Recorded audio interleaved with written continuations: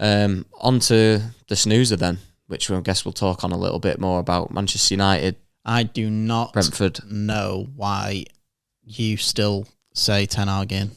After that, it was horrible. It's a tough one because they're the worst performing team in the league. Brentford. No, United. Oh, right, because Brentford, their results going into the game were very poor. They've been poor all season, and we couldn't beat them. And they're not even close to. They thrashed us. Yeah. But the thing is with Manchester United, nothing on a week by week basis, nothing surprises me. Whether we win the game, lose the game, play good, play bad. It doesn't surprise me. I've just got a picture up waiting for him to realise. It says Andre Onana has been busy. Says Man United have conceded 106 shots in their last 4 games. It's too easy to play against, though. I think I'm disillusioned with it because the players can change, the manager can change, everybody points blame everywhere. Nothing really changes. Yeah, but these performances are a lot worse than we've been seeing. I've said before that I think under Erik Ten Hag, I've seen the worst football post-Ferguson. I've said it multiple times on the podcast. I always maintain it. I'm just getting a really bit... one thing that I'm not a fan of with Erik Ten Hag is I just want to see a bit of accountability, whether it's him or whether he genuinely... I don't even mind if he calls out the players and says that he's not happy with them. Well, he were but he just... Not really, though. I feel like there's just a lack of character there for when these results happen. Do you know, like, there was some statement he made, like, well, City only just beat him. Like, why are you talking about City? Yeah. Like, your team, and whether it's your fault or the players' fault, were shit again. They've been pretty shit all year. Turn around and tell him that. Like, I don't care if he hangs him out to dry in the press, or if he wants to turn around and say, listen, that's not good enough from me tactically. I don't know who's... Yeah. I'm not saying it's his fault, it's the player's fault. Yeah, I meant the first season he came in, he did call them out, and he made them like run laps when they got outran and all this stuff. But you don't see that anymore. Now I'm just seeing him stick up for when they get criticised. He seems to take it very personally. Which plays Rashford all the time when he's playing awful. I'm happy for him to take these things personally, but show me a bit of something. Like you're the Manchester United manager, show me a bit of bite. Yeah. Not these like saying that about City, it's not what we want. Focus on our team and our results. Yeah.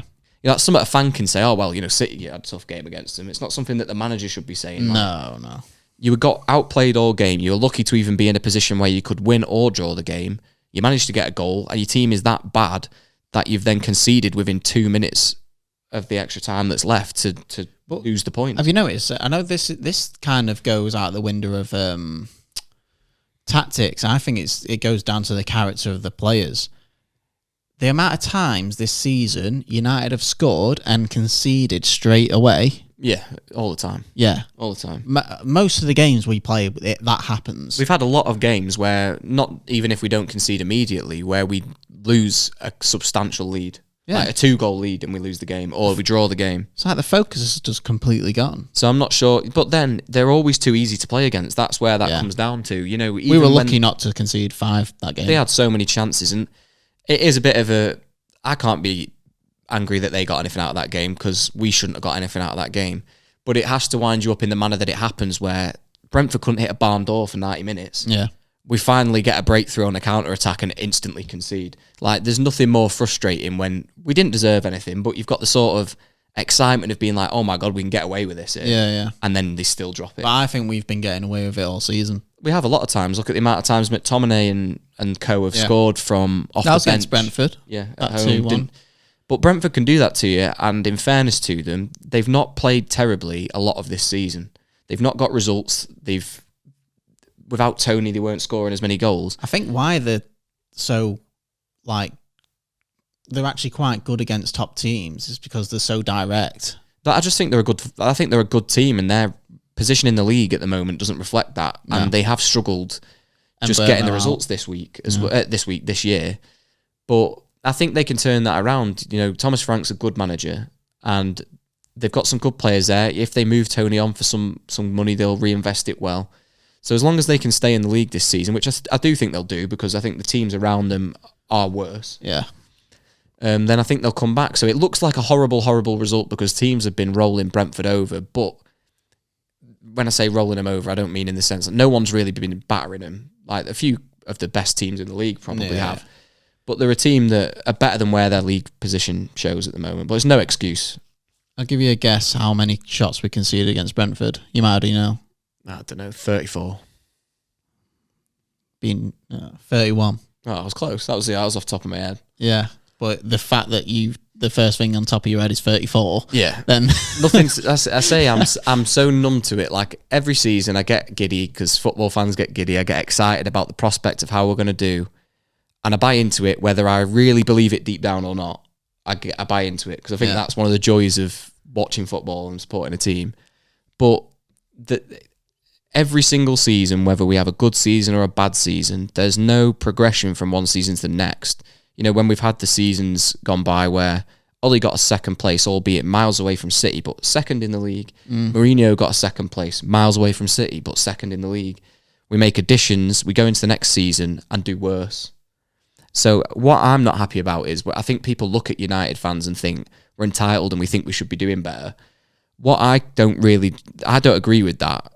Some United fans will be like that, but all football fans are like that.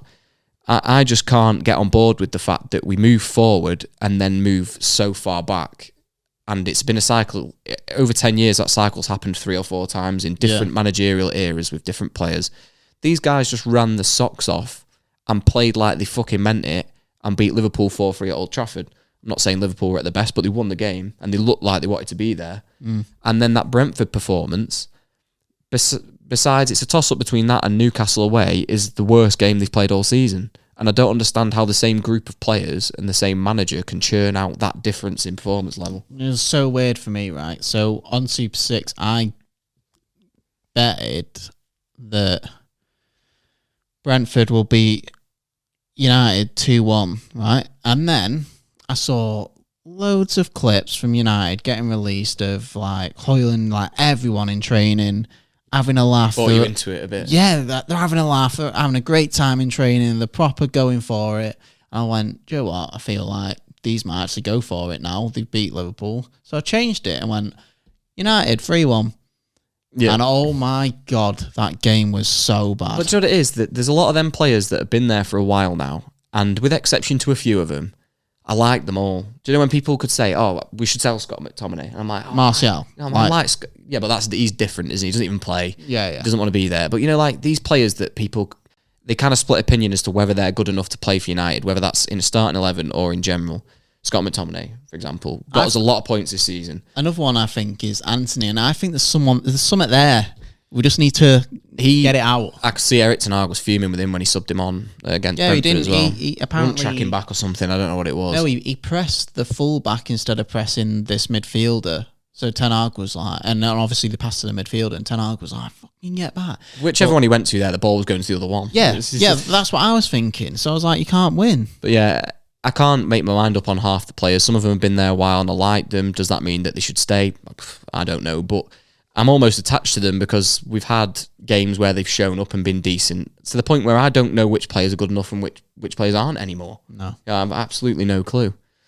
But let's put that behind us anyway. I mean, after the pandemonium of the game week before where we got to really enjoy it, we're back to normal ways. Going into back to reality. Honestly, game against Chelsea midweek away and then Chelsea and Liverpool. And Liverpool at home. And, you know, Chelsea, after what we've just seen from them, we should be winning that game. And I'm not saying we're too dissimilar to them, but they've been, I would say comfortably, they have been worse than us this season. Yeah. So, but nothing would surprise me, which is not what you want to hear when I'm trying to give my opinion on how they'll perform. But I can't make a fucking decision. I honestly think Liverpool will thrash us. Well, it won't surprise me because we've just beat them. So now we've had the chance to enjoy it for a couple of weeks. With it being the Premier League, they're on for the title, they'll beat us. I'm sorry, but they will. I don't know.